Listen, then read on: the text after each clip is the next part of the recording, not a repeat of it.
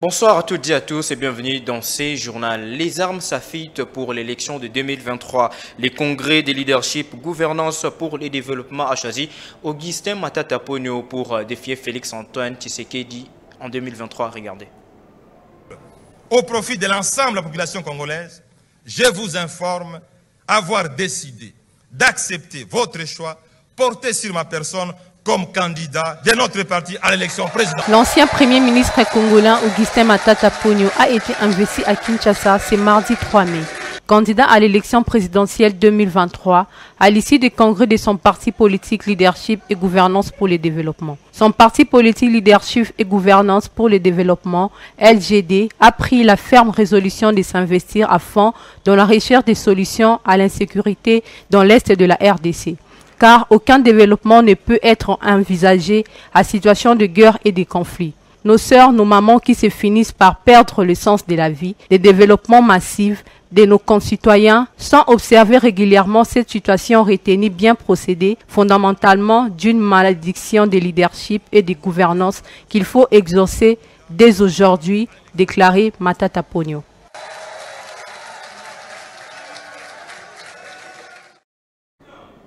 Insécurité dans la ville-province de Kinshasa. Les ministres de l'Intérieur et Sécurité de la ville, Didier Tengue Lito, a été interpellé par l'Assemblée provinciale. Regardez. Présidée par l'honorable président Godem Poika Dima, la plénière de l'Assemblée provinciale de Kinshasa a été consacrée à l'interpellation de Didier Tengetelito, ministre provincial en charge de l'intérieur et sécurité, par l'honorable Arma Ifukieto, auteur de la dite interpellation relative à la recrudescence de l'insécurité dans la ville-province de Kinshasa. Les élus provinciaux de Kinshasa se sont succédés tour à tour au perchoir de cet organe délibérant pour présenter leurs doléances relatives au secteur sécuritaire de Kinshasa. L'honorable Samika Longi, président de la commission PAG à l'APK, nous en donne la substance. La question orale avec débat adressée au ministre de l'Intérieur et Sécurité par notre collègue Armand, c'était une question très cruciale, une question très pertinente, parce que la ville de Kinshasa s'inquiète, les Kinois se demandent pourquoi nous sommes abandonnés. La population était presque abandonnée. Et nombreux disent que les députés provinciaux de la ville de Kinshasa ne font absolument rien. Raison pour laquelle aujourd'hui, nous avons posé plusieurs questions qui dérangent la population quinoise et nous attendons que les ministres de l'Intérieur et Sécurité de la ville de Kinshasa puissent revenir dans 48 heures pour répondre à toutes nos préoccupations. Et ce sont les préoccupations qui concernent plus la population quinoise. Le ministre Didier Tengetelito devra revenir 48 heures après répondre aux préoccupations des élus provinciaux de Kinshasa. Le bloc patriotique projette une marche dans les jours qui viennent et entre-temps les mêmes blocs développent des fissures à l'instar de la Mouka qui s'est ravisé en déplorant le comportement de l'église catholique. Quel avenir pour ces blocs? Raphaël Loulou a donné son point de vue. Regardez. À quelques jours de la marche du bloc patriotique, le bloc se débloque avec des conflits internes. La Mouka pointe du doigt l'église catholique et le Front commun pour le Congo appelle les prêtres à être responsables. Et nous ne pouvons qu'aller avec des gens qui partagent avec nous les mêmes points de vue sur cette cause-là pour que nous arrivions à mener ce combat en synergie. Il est certes vrai que l'Église catholique a déjà faussé compagnie plusieurs fois, tel que la Mouka le révèle. Même nous n'avions pas vu ça d'un bon oeil, que l'Église catholique soit approchée ou qu'elle aille rencontrer l'équipe de la CENI que nous estimons ne pas être en place, pour autant que les moyens de désignation n'étaient pas consensuels.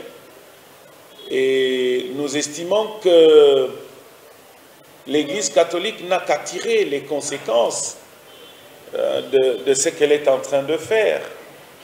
Et pour nous, c'est de demander à l'Église catholique à pouvoir être assez responsable. D'après Raphaël Loulou, au cadre du FCC, l'ERCAN ne veut rien d'autre qu'une organisation sérieuse des élections en 2023. Que pour la cause ici de la loi électorale, du projet de loi électorale, qui est sous examen au Parlement tel qu'il est déjà programmé, nous aimerions attirer l'attention de tout le peuple congolais qu'il ne s'agit pas ici du régime Félix Tshisekedi. Ce n'est pas ça notre affaire. Parce que la loi électorale, elle pourra agir en dehors du fonctionnement du régime Tshisekedi. C'est pour préparer une autre étape, notamment les opérations préélectorales et électorales et l'après-élection. Donc, nous sommes en train de vouloir montrer à tout le monde, et même à l'Église catholique, aux fidèles de l'Église catholique et de l'Église protestante, que c'est une affaire qui concerne l'ensemble du peuple congolais. Il s'est de signaler que le souci majeur du FCC reste l'organisation dans les délais, dans le respect des textes de la République, afin de nous éviter toutes sortes de crises post-électorales. L'Organisation des Nations Unies, ONU en sigle, vient de publier un rapport sur l'insécurité alimentaire qui a fortement augmenté dans le monde en 2021. Regardez. Avant même la guerre en Ukraine, l'insécurité alimentaire aiguë a frappé près de 40 millions de personnes supplémentaires en 2021, pour atteindre près de 200 millions en raison des conflits et des crises climatiques et économiques. L'an passé, 193 millions de personnes dans 53 pays se trouvaient en situation d'insécurité alimentaire aiguë, c'est-à-dire qu'elles ont eu besoin d'une aide urgente pour survivre, mais avec l'aide alimentaire, beaucoup ont souffert de malnutrition aiguë. Incapables de couvrir les minimums de leurs besoins nutritionnels, la classification englobe les niveaux 3 à 5 de l'échelle internationale de la sécurité alimentaire, crise, urgence et catastrophe. Depuis 2016, date de la première publication de ces rapports réalisés par l'Organisation des Nations Unies pour l'alimentation et l'agriculture, le Programme alimentaire mondial et l'Union européenne, les chiffres n'ont cessé de croître. Les rapports de 2021, qui n'incluent à ce stade que 42 des 53 pays concernés, estiment 179 à 181,1 millions de personnes pourraient souffrir d'insécurité alimentaire aiguë. La hausse enregistrée en 2021 découle d'une triple combinaison toxique de conflits, d'événements météorologiques extrêmes et des chocs économiques. Les difficultés économiques liées à la pandémie de Covid-19, moins conséquentes qu'en 2020, furent la principale cause des faim aiguës pour 30,2 millions de personnes dans le monde. L'ONU précise que ces chiffres sont tirés vers les hauts par l'élargissement des couvertures géographiques qui inclut de nouveaux États comme la République démocratique du Congo. 1,5 milliard de dollars d'aide financière serait nécessaire pour agir dès maintenant afin de profiter de la saison des semis pour augmenter la production dans les régions à risque. D'une province à une autre, la province du Congo central vit sous la chaleur des élections de gouverneur et vice-gouverneur. Mwanda Semi est parmi les candidats. Regardez.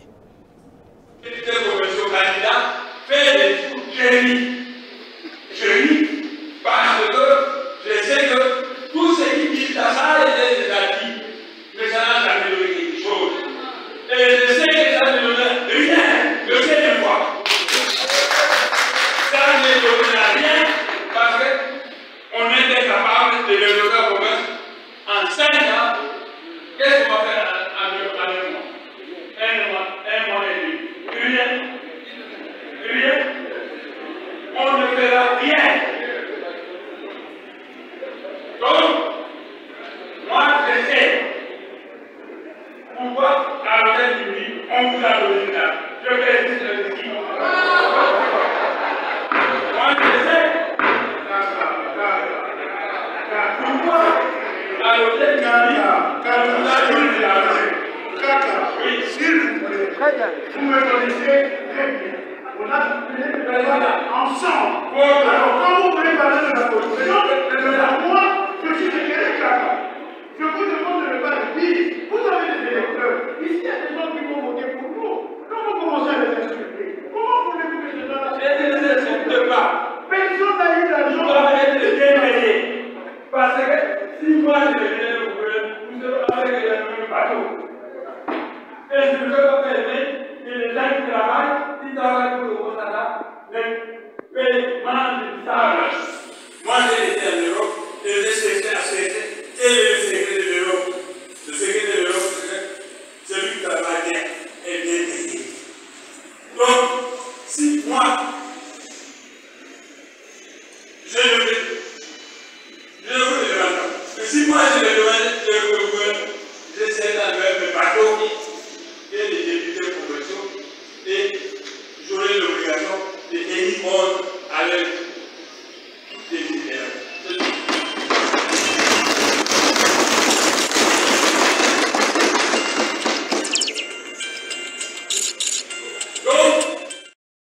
Quittons Congo central pour Katanga, où la coalition des mouvements associatifs patriotiques CEMAP en sigle annonce le retour de Joseph Kabila Kabange aux affaires. Regardez. La coalition des mouvements associatifs patriotiques CEMAP se poursuit sans désemparer. Après la réunion de redynamisation tenue au complexe Kiwele sous le leadership du président provincial de la CEMAP, Patrick Nyembo, le navire a accosté à la Washi au quartier Vision Kawama, où désormais la CEMAP au Katanga est connue et plante ses solides racines. Patrick Nyembo parle. Il fallait venir leur réconforter la morale, sans ignorer que CEMAP est là pour accompagner l'autorité morale Joseph Kabila Kabange. Tous les gens que vous voyez ici, ce sont des gens qui ont accepté de faire marche ensemble avec Joseph Kabila Kabange. C'est sans ignorer que cette population est dans une misère terrible.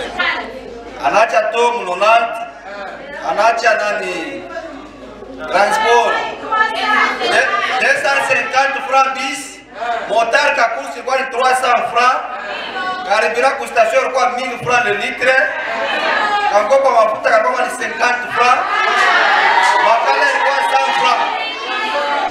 Il était question à ce que nous puissions venir donner aussi un message de réconfort, un message de joie tel que le président honoraire Joseph Kabila Kabange a accepté d'être candidat aux élections de 2023 pour que cette même population puisse retrouver son sourire perdu il y a de cela 4 ans et demi et en 2023 ça fera 5 ans.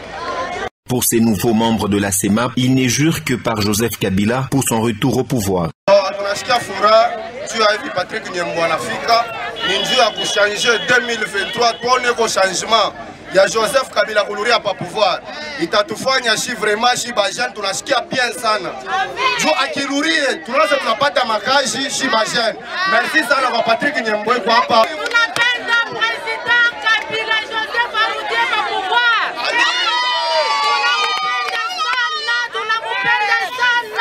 Ces femmes venues adhérer à la CEMAP ont profité de l'occasion pour exposer leurs desiderata au président Patrick Nyembo.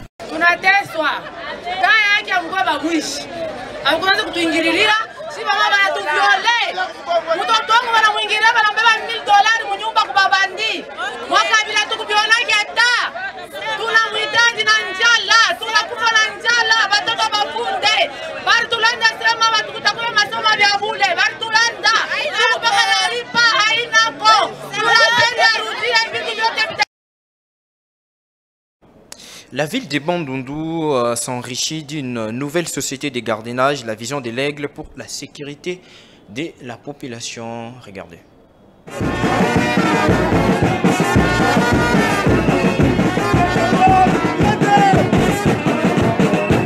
La ville de Bandundu a enrichi d'une nouvelle société de gardiennage, la vision de l'aigle.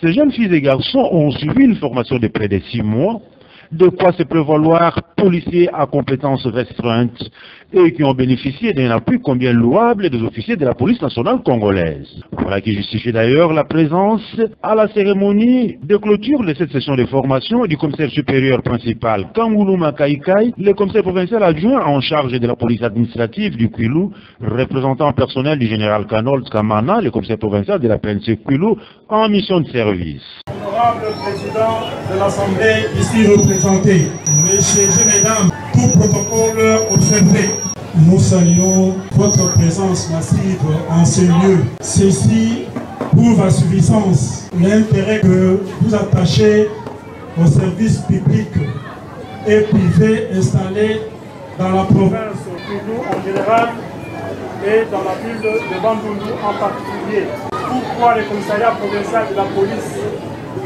devrait-il prendre parole dans une cérémonie en caractère civil? La réponse est assez facile. Assez facile, pourquoi? Parce que, en nous référant à l'article 8, alinéa 2 du décret portant organisation et fonctionnement de la police nationale congolaise, et ensuite à la requête introduite par l'administrateur général de l'OLGD Vision de l'Aigle, nous demandons de former sa société de gardiennage. Donc, raison pour laquelle la police tient à vous remercier ou à prendre parole. Et la police a intervenu en tant qu'experte. Donc, nous avons donné notre expertise à cette société-là ou à ces requérants. Et pour lier l'utile à l'agréable, quelques démonstrations des arts martiaux ont marqué cette cérémonie. Une réserve stratégique lors des opérations de maintien et de rétablissement de l'ordre public, et pour une meilleure gestion du personnel, ces jeunes ont été dotés des insignes distinctifs. Question de faire respecter la hiérarchie des cadres et l'ordre au sein de ces corps. Réunion avec l'association des étudiants socialistes de l'Autriche, rencontre avec l'organisation socialiste et estudiantine locale VSSTO qui a eu lieu au quartier général à Vienne en Autriche. Regardez. En date du 28 avril 1er mai 2022, il y a eu lieu réunion annuelle du groupe de travail des jeunes socialistes en son quartier général à Vienne, en Autriche, organisée par l'Union internationale des jeunes socialistes en sigle IUCU, mouvement de jeunesse socialiste et sociodémocrate de partout dans le monde, la plus grande organisation politique des jeunes au monde, présentant environ 136 organisations, membres de plus de 100 pays, qui a vu le jour le 24 août. 197 à Stuttgart en Allemagne, ayant son siège à Vienne, qui se bat pour la liberté et le droit de l'homme, la justice sociale et démocratique, les droits à l'autodétermination et la liberté d'expression de tous les peuples, la solidarité universelle, des solutions politiques aux problèmes divers. L'IICU s'engage activement dans l'institution internationale Conseil d'Europe, Nations Unies, International Socialiste. Il est signalé que l'UDPS en est membre Forum d'Européens de la jeunesse. Ciblant directement les décideurs politiques et les représentants des médias à ce niveau mondial, plaidant par l'égalité des chances et le droit à la participation sociale et politique de jeunes du monde entier. Activités auxquelles nous avons participé durant ces 3 jours. Les pays représentés, le Sahara Occident, la RDC, la Costa Rica, la Mexique, les Philippines, l'Autriche, l'Allemagne, la France, la Belgique. Participation à l'élaboration des résolutions et des plats étudiants de l'ISU. La réunion avec l'Association des étudiants socialistes de l'Autriche, rencontrée avec l'Organisation socialiste étudiante locale VSTO, participation à la marche de l'Organisation des socialistes VSTO pour la solidarité internationale pour l'arrêt de la guerre en Ukraine. Et en sport, dans les cadres de la Coupe de la Confédération africaine de football, les tout-puissants Mazembe va jouer contre les clubs marocains de RS Berkane dirigé par Jean-Florent Ibengue. La CAF signale par ailleurs que l'accès aux caméras sera interdit. Regardez cet élément.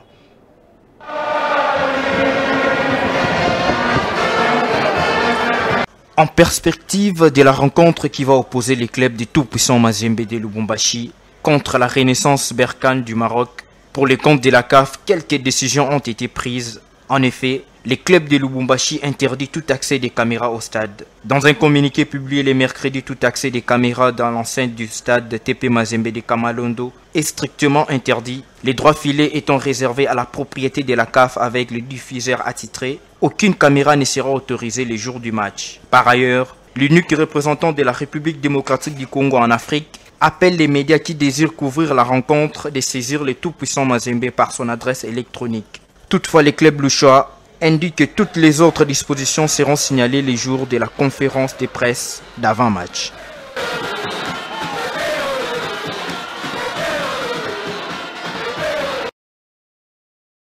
Ce journal est terminé. Grand merci à toute l'équipe de la régie, à la caméra, Christian Mokendi, Pichou Mayimbi Chikito, Isenga et à vous également, mesdames et messieurs, d'avoir été de notre bonne soirée à tous.